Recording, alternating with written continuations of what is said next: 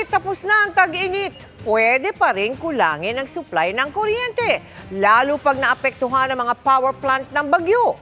Kaya tuloy ang paghahanap sa mas maraming source niyan tulad sa Cebu, kung saan may residenteng walang electric bill dahil gumagamit ng solar energy.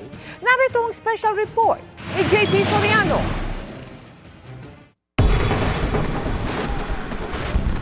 Sa tindi ng init sa Cebu City, halos wala ng patayan ang electric fan at aircon sa bahay ni Nestor.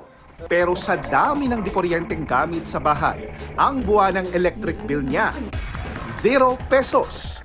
Ang kanyang sikreto, solar energy. Sa bubong ng kanyang bahay nakakabit ang mga solar panels na ito na kumukolekta ng enerhiya galing sa araw. So basically, during the day, I'm charging using this. Okay. And then during the night, I'm withdrawing this power and bring it to the house. Okay. Ano mga kayang paandarin yan? Everything. Pero para malikha ang solar power system ni Nestor, umabot sa 400,000 piso ang nagastos niya. Nakakakuryente man daw ang gastos sa umpisa. Sabi ni Nestor, halos nabawi na raw niya ito sa laki ng natitipid niya. Dito sa Cebu, itinodo pa nila ang paggamit ng enerhiya na mula sa araw. Ang Cebu-Cordova Link Expressway, tulay at expressway na siyang nagkokonekta sa Cebu City at Cordova sa Mactan, Cebu, pinapaandar rin ng solar energy. Sa habang 8.9 kilometers ang CCLEX na ang pinakamahabang tulay ngayon sa Pilipinas. Mas mahaba na ito ngayon sa dating pinakamahabang San Juanico Bridge at ang kuryenteng nagsusupply sa daytime operation ng tulay na ito gaya ng kanilang CCTV, traffic control room, RFID lanes ay nagmumula po sa on-grid at hybrid solar farm na itinayo mismo sa paanan ng tulay na ito. 60 million pesos ang ginastos para sa mga solar panels at iba pang kailangang gamit para mapaandar ito. Kadalasan paggabi is more on road lights lang, pero yung mga aircon is sa morning siya active, most likely. So, pero project namin, kakat siya ng 50% sa loads namin, sa bill namin dito sa expressway. Kung solar energy lang naman, tila kinarir na raw yan ng mga taga Cebu.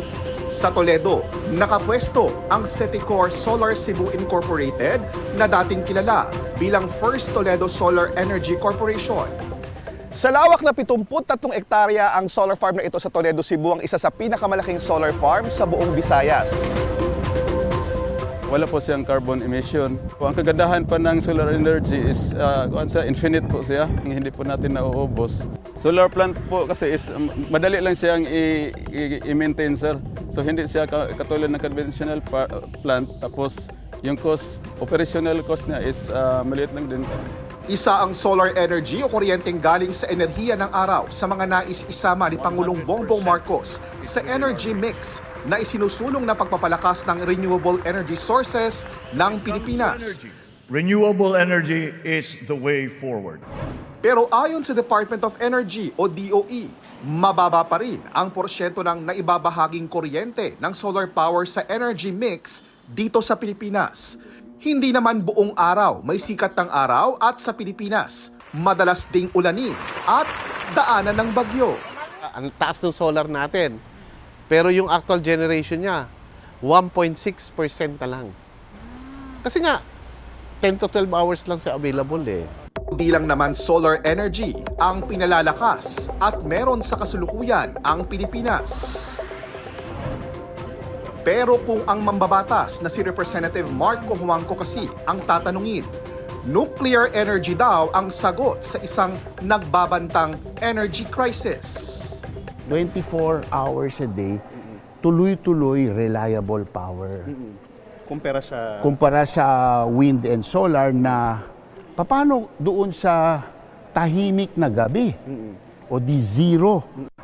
Ang Bataan Nuclear Power Plant ang kauna-unahang nuclear power plant sa buong Southeast Asia. Pero simula nang magawa ito mahigit 3 dekada nang nakalipas, ni minsan hindi pa ito nagagamit hanggang ngayon. Si Ko Wangko ang chairperson ng binuong Special Committee on Nuclear Energy ng House of Representatives na nabuo sa ilalim ng kasalukuyang administrasyon. Sa aming pag-iikot sa loob ng planta, ipinakita nila Ko Wangko at taga Napocor ang mga iba't ibang bahagi at gamit ng Bataan Nuclear Power Plant. Sa bahaging ito nakapwesto yung kanilang main reactor vessel. Ito yung pinakamahalagang component ng planta na pinapainit at kalaunan ay nagpapaandar na siyang pinagkukunan ng source ng kuryente. Pero dati na ring tinutulan ng iba't ibang grupo at mga mambabatas ang pagbubuka sa Bataan Nuclear Power Plant dahil sa posibleng peligro sa oras ng lindol at tsunami. Gaya ng nangyari noon sa Fukushima Power Plant na nasira ng lindol sa Japan noong 2011. Maging ang ilang bansa gaya ng Germany na nagsusulong din ng green at renewable energy. Tuluyan ng tinuldukan ang paggamit ng anumang uri ng nuclear energy. And we decided to phase it out because it is not safe. It also has tremendous risks for the waste that's there. It takes a long time to build. You have to import the uranium, so you have energy security issues as well as the waste issues. So I think for a country that has the resources of the sun and geothermal as the Philippines, I mean, renewable energies is so much cheaper. I think that's the way the world is going. What about yung issue ng waste? Paano daw yung paano yung waste nito? Paano Well, na-manage yung waste kapag nag-operate tayo ulit ng Because of the energy density of uranium, the requirement for fuel is tiny and the waste is also tiny. In fossil fuels, when you burn 1 unit of fuel, you end up with almost 3 units of waste. But in nuclear, so your fuel is equal to your waste. So if the waste is tiny in volume, it's also very easy to get rid of. Sabi ng DOE, pagdating sa nuclear energy, pwede naman daw magsimula sa maliit. Ngayon, ang sumisikat yung tinatawag na small modular reactor. So, maliliit na capacity na lang sila. Pwede mong itayo, i-stack mo para lumaki yung capacity. So, in terms of safety, mas enhance yung security features nito kasi maliliit eh. Hindi na siya kagaya ng malalaking planta na massive infrastructure. Nuclear o renewable energy man, ang tiyak, kailangan ng pataasin ang energy generation capacity ng bansa.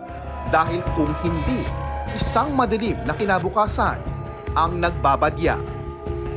Para sa GMA Integrated News, JP Soriano, nakatutok 24 oras.